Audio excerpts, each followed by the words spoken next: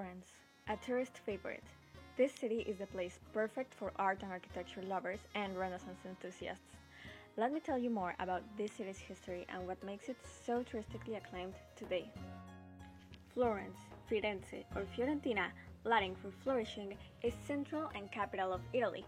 The city, with sunny summers and cool winters, located about 230 kilometers northwest of Rome, is the capital of Italy's Tuscany region, surrounded by gently rolling hills that are covered with villages and farms, vineyards and orchards.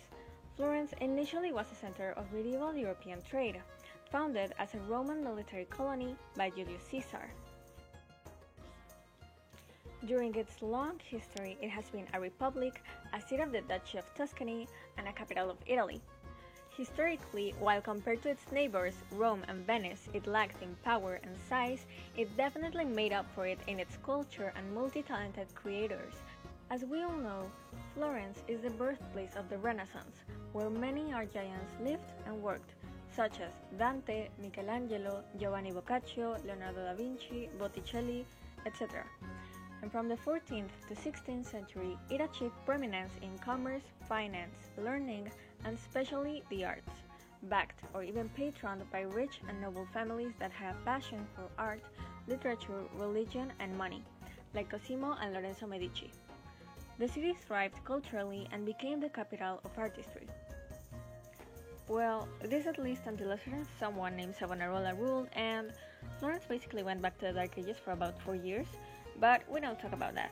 Anyway, okay, so starting with the top cultural places we have the Baptistery of San Giovanni, Battisterio di San Giovanni. This is a work of art from every angle, with bronze panels on the doors that give them their famous name of Gates of Paradise. The Uffizi Palace and Gallery. With a collection rich in diversity and quality, this gallery is one of the most iconic and important in Florence. It shows art and its evolution through history. And even if art is not your main interest, the views here will take your breath away and are a must-see if you are ever to visit Florence. Just like this, Florence contains many other beautiful galleries, museums, and views that make Florence, Florence. For example, the Galleria dell'Accademia, that is where Michelangelo's David can be found. The Palazzo Vecchio, the Town Hall of Florence, Italy, that overlooks the Piazza della Signora. The Piazzale Michelangelo, a terrace above the city where you can get a 360-degree view of Florence and its beauty from a different angle. And finally, the Duomo, the dome of the Cathedral of Santa Maria del Fiore. Located in the north of the Piazza della Signora, this is arguably one of the best and most attractive places for tourists. This massive dome is a piece that truly dominates the city's center, worked on by some of the masterminds of the Renaissance. With a design so big and ambitious that the architects had no actual idea of how they were going to build it without it falling apart. Oh, and the fact that its construction got paused by the Black Plague. Well, its construction lasted over 200 years. It was begun by the sculptor Arnolfo di Cambio in the late 1200s, and was continued to be worked on during the following century and a half by various local artists. So it went through many changes because of the different artist styles, like Gothic, Romanesque, a more Renaissance-like style, then Neo-Gothic, and so on. Anyways, by now it had been worked on by approximately 150 years.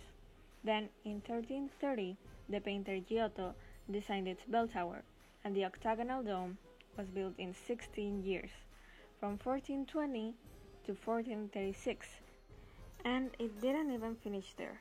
The cupola was a proud achievement of Filippo Brunelleschi, an architect and sculptor.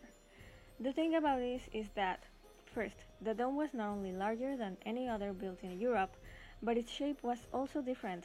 Not a semicircle as usual, but more like an egg top. The architects were forbidden from using buttresses that would keep it from collapsing under its own weight, so it wouldn't have a support system even during construction. So what Brunelleschi did was a mix of revolutionary design, groundbreaking engineering, and a lot of time. He actually dedicated the remainder of his life on this project, and when he died, left no building plans or diagrams explaining exactly how he achieved this. So, until today, it's kind of a mystery. The decoration inside the dome of Santa Maria was started by Giorgio Vasari and finished by Federico Zuccari in 1579 after the death of Vasari. The Cathedral of Santa Maria is without a doubt one of the greatest achievements of architecture, art, and engineering in the Renaissance. Its design, dimensions, and the ability of its creators are a clear demonstration of the talent, creativity, and ability of humanity during the Renaissance. In conclusion, Florence is the perfect place for anyone who loves classical art, architecture, or simply wants to see what it was like in the Renaissance, because this city's present glory is completely based on its past. It's amazing because beauty is absolutely everywhere, on the walls, on the streets, on the floor. Everywhere you turn, there's something beautiful to look at, a truly breathtaking place. And I think that that's amazing to see in a city that is relatively small and that turned to power so quickly, especially in the way that this city did, which was through culture, literature, art, and architecture. And well, I hope you guys enjoyed the video. I tried not to make this into something really touristy, but more informative with history facts about architecture like the Duomo and such. I didn't even touch food because if you're going to Italy, what are you going to eat? Sushi? Anyways, again, thank you so much for your attention. I hope you enjoyed this or at least learned something about Florence, and see you next time.